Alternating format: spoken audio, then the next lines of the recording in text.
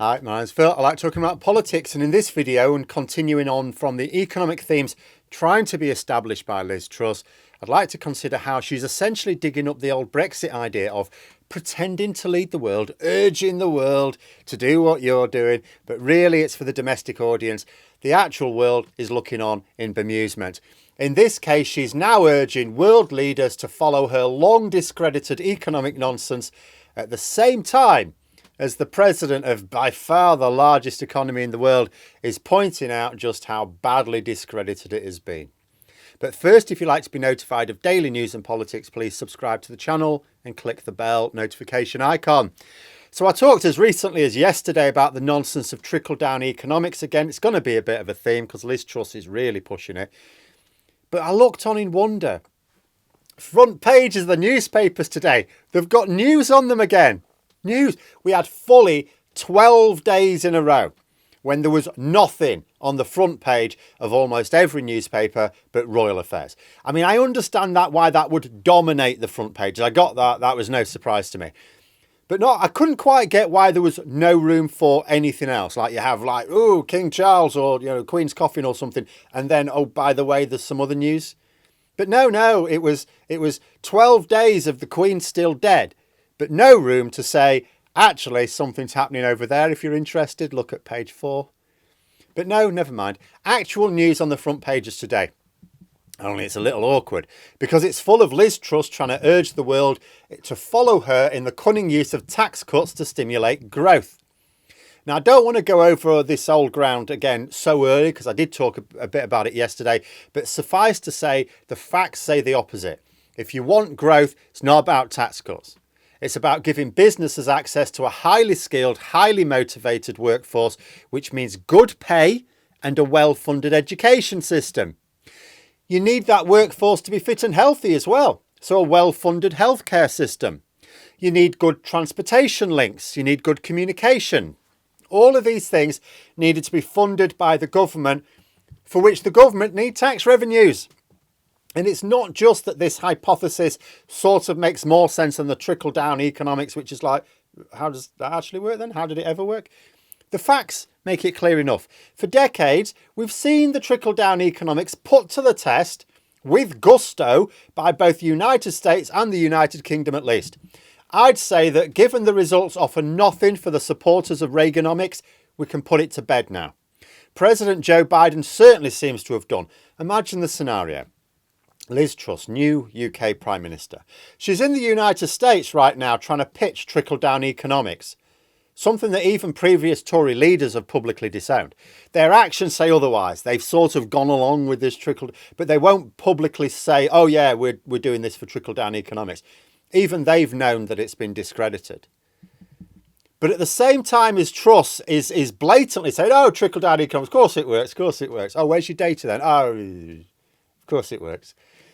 At the same time as she's trying to persuade the world that this is the way forwards, the president of the host country has just said this, and I quote, "I am sick and tired of trickle-down economics. It has never worked." Also, if you want to make the assumption that Truss is genuinely trying to put the UK into a leading position, the optics just look really weird. I mean, look at it from other people's point of view. You look at it from someone outside of the UK. Let's look at the record of the government that she's now leading. Lowest growth in the G7. Highest inflation in the G7. Oh, and the currency's also falling against both the dollar and the euro, the two most important foreign currencies for British businesses. Oh, and we've got a desperate labour shortage. Concerns about energy supplies this winter, for which we're doing nothing at all. Problems with both production and exports, a winter healthcare crisis looming, and unemployment forecast to massively increase as we prepare for a recession expected to last a year and a half. So you know exactly the sort of credentials that enable you to tell the rest of the world that they're getting the fundamentals badly wrong and they should do what we're doing. It's embarrassing. It's not actually as embarrassing as when Boris Johnson, during his address to the world's leaders at the UN, attacked Kermit the Frog for being too woke. Okay, but it's still embarrassing. Of course, Truss isn't really trying to urge world leaders to work together on common cause. She doesn't care about that. She knows that's not going to happen. She knows her words are going to fall on deaf ears outside the UK, in New York. She's doing it purely for domestic consumption, you know, for those Daily Express and Daily Mail front pages, because she knows her tax cuts ideas don't work. How do I know that? How do I know that she isn't just ignorant and listening to the wrong advisors? Patrick Minford, for example. Because according to a report from the BBC, the government are refusing to publish their economic forecast. No, now why would that be? The government always have economic forecasts for policies that have an economic impact. They publish the economic forecast for their worthless post-Brexit trade deals, and not because they'd fiddled them either. Those reports state quite plainly that the trade deals that we have been agreeing are worthless. Some even say that they're worth less than nothing, that we'd have been better off not having anything. But the government still published them because that's what they do. They publish economic assessment reports for everything.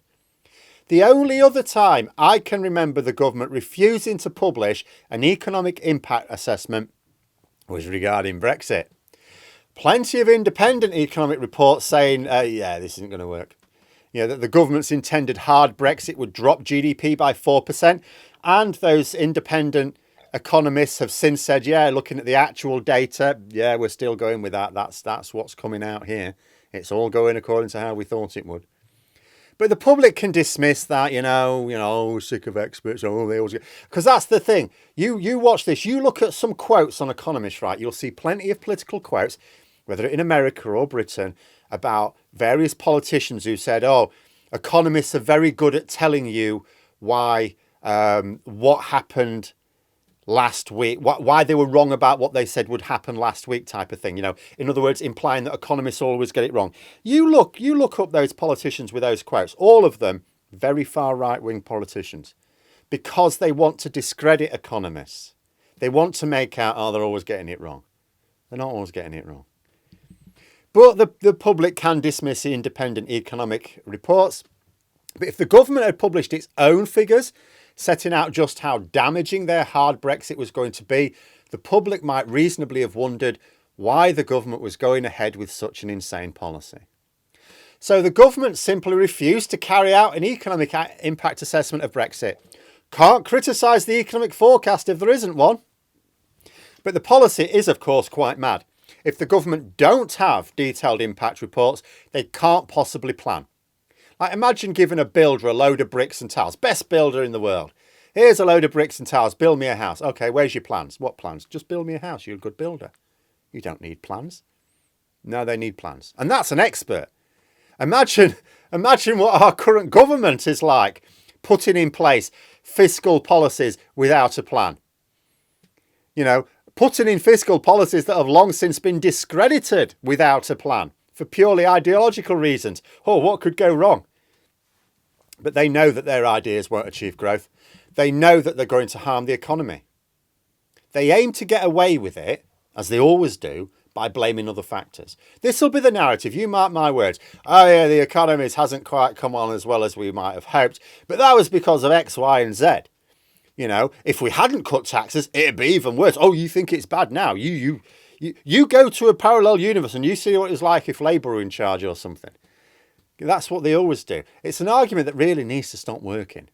But it's also an argument that would be actually quite tricky if the government tried to make it after publishing a report that explained in detail how their tax-cutting policies will actually hinder our growth. Do you remember when former Labour MEP Seb Dance held up a sign in the European Parliament saying he's lying to you when Nigel Farage was speaking on one of the rare occasions he bothered to turn up for work? That's how I feel we should be treating the Conservatives whenever they're opening their mouths. They're lying to you. They know they're lying to you. That's why they won't publish the reports analysing their policies. But those are my thoughts. Let me know yours in the comments below. Hope you found the video interesting. If you did, please click the like button if you'd like to support the channel further, the join button for memberships, and until next time, I'll see you later.